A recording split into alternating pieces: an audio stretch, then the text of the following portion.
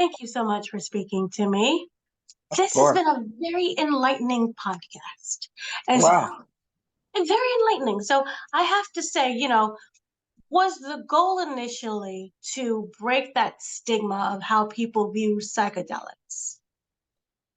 That's awesome.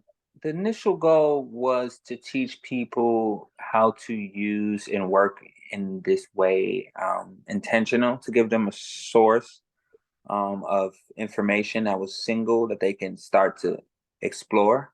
But what I did notice was that along the way, I was breaking a lot of my own stigmas, which then started to become a theme in the podcast that we started to notice because, like you say, there are a lot of things that we may be programmed to think about psychedelics or ways that we have been exposed to them or even breath work or meditation and all of these things. And so it was definitely looking at it from wanted to speak in an honest, true perspective, and in that ended up breaking some stigmas. Now, there were a lot of psychedelics out there. We do know that you focus on a handful of a lot. Can you talk about the process of which ones you wanted to focus on, and how each guest, you wanted to speak to? Why was it important for that person to be the main topic that would focus on this? Absolutely. Well, we tried to speak to the most relevant psychedelics and experiences that are happening today. So one of the main reasons I made the show was because of the sweep of culture that we're noticing with people getting more introduced to these kind of things, from microdosing to sound healing to sound therapy to all of these different things, retreats, psychedelic retreats and experiences, all of these things I'm starting to notice. So what we took was the most common experiences that people were having to give them some sort of framework that they could use it and actually get the best benefit versus it, being just a simple recreational experiences, something that they can actually take and upgrade their life from using. So that's kind of how we approached it. And the people that we chose were experts in each different lane. So once we had the lanes identified, we went out and saw and was grateful for our team with MAPS, Multidisciplinary Association Psychedelic Studies, which is the largest group who works with these things, and they have a huge organization and network, and they help to process some of the studies and the advancement of the technology towards using these safely and productively in society. So they help a lot with being a resource for connecting us with some of the top people in different regions about this all over the world. So, do you view this as more as a self-help guide instead of let's go party and have Um, I think if those are the two choices, I would view it more on the self-help guide side, yes. fun? But I wouldn't quite say that it's a self-help guide because it's really an exploration of how many people's process have gone. And I think that in that you can take different pieces and apply your own kind of custom process. So there's not one set thing that's saying you should do. It's saying these things have worked for these people. And probably what each person comes away with will be some blend of everything. It probably won't be exactly what worked for one person. Right. So I'm interested in balancing both your own personal journey and your own personal experience with making this not just about you, but incorporating worldwide. So how do you find that balance of personal, but also this is yours as well? Absolutely. Well, I think it reflects as like me as a music producer because that starts from Mhm. as a producer, my job is to kind of let the artist tell their story and actually give them allow them to tell their story the best. Even stories sometimes they don't even know that they want to tell, but then they're like, wow, they feel safe. So do this. I took the same approach to this, and really wanted to hear what the people had to say and allow them to share their wisdom in a way that felt safe for them, that they could be experienced in a way that they haven't been presented before, to the public and to anyone else. So that's the main thing I want to do is create a safe space for people to give because we all have so much inside of us to give. Like I can tell you, we all have so much that we can give, and so someone can just give you just a space to say, "Hey, this is it." They're going to give you all the answers you need. Right. So What's really interesting is the fact that you come from music and you're producing and rapping and everything as well.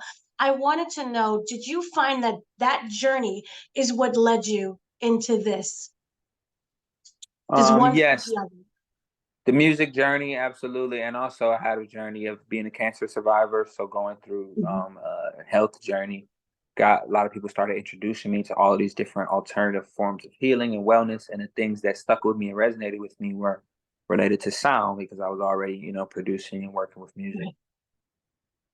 So when was the moment that you realized this could be a podcast? I don't want to have this information just for myself. I need to share it with the world. And was it more of waiting for the world to be open? Because say 5 or 10 years ago, this will, oh, I don't know about this. But now everyone's mindset has changed. Yeah. I feel like at the end of the pandemic, we worked on Maejor Frequency with Mhm. Audible and Audio Up team, and following the success of that and seeing how open people were for that. And that show talks about the healing power of sound through science and spirituality. Seeing the appetite for that, the team and everyone, we all decided it would be a great time to do it now. Because I wanted to do it before the pandemic. I think it was a Mhm. little bit ahead of time when I would pitch it to people before I got with this team now. It was almost like I was speaking another language that they couldn't understand. But now I think it's, you know, perfect time, divine timing. Why do you feel that the podcast format works best as opposed to this being an actual TV series or any other kind of media? Yeah, well, we will expand it into other our podcasts into other mediums. But the reason why we started there is for me, I come from with the Audio Up team, Mhm. and they have a high level of production of podcasts, and so we were able to tell a story with the soundscape, with the narration of the instruments, and we were able to go to different locations through the sound, and I was able to tell my story musically and with sound design, and so I knew that we would be able to make a compelling experience with and kind of dream unlimited versus when you're having to put something on a screen and the camera. It's a different process where you got to kind of nail it down. It's like this is what it looks like. It's almost like when you're reading a book. It's like it can look like anything, in your mind. It almost a lot of times people are disappointed when they watch the movie after they read the book Mhm. because they've created their own kind of story. And so I think audiobooks and podcasting and Audible allows for that kind of uh, like imagination to happen, which I think is adds to the story as well. What was the most important stigma that you got rid of in order to fully embrace this journey? Um, I think that there was one we talked about where there was my friend Justin Kahn. He made Twitch the company, which is a streaming company, very successful company, and Mhm. he talked about his experience and his connection with 5-MeO DMT. And I think that, a lot of times I had a disconnection. I had been programmed that, business person or someone in this world and someone who's doing psychedelics or doing anything like that, like there are two different worlds.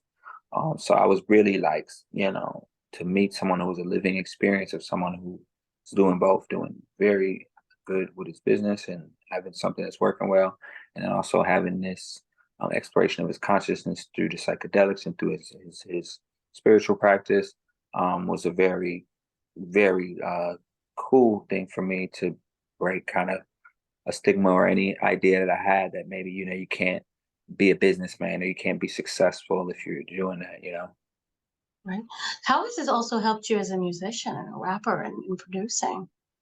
Yeah, well, it started me to explore and to thinking about the process of creativity, and through seeing other people's process, you can still get, their insights. So good thing about some of my even psychedelic experiences is even after experience is over, I still maintain whatever the lesson was that I learned. So through hearing someone else's creative process, I can now say, oh, that's a cool way to approach it.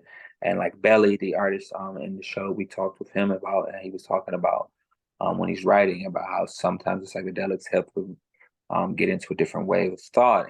So I thought that that was a very interesting addition to my creative process, and just even thinking about it without having to take the psychedelics, just getting onto that that perspective is a very cool thing and great thing to have as a producer and writer, artist, rapper, everything. And kind of lastly, where do you see yourself next? You talked about other mediums. What other mediums do you plan on doing? We know we have a new season with this. Yeah, so we will, I mean, the mediums that we will expand to are only as limited by technology. So I would just Mhm. say it like that. And we are definitely, I've been creating immersive mediums as well. So I'm really excited to just showcase creativity in ways like this. Is I'm grateful to, before it was music, now I have this, and I want as many people to check this out, through Audible, and really get the experience to just dive in and just really got to get to even the sonic audio experience, to just go into our world and see what we got going on. Wonderful. Thank you so much for speaking to me. I've learned so much listening to Oh, this. thank you. Thank you So for speaking to me. educational. Yes, That's and it's just amazing. it's grounding and understand on different levels. So thank you. Thank you. Thank you. I love that.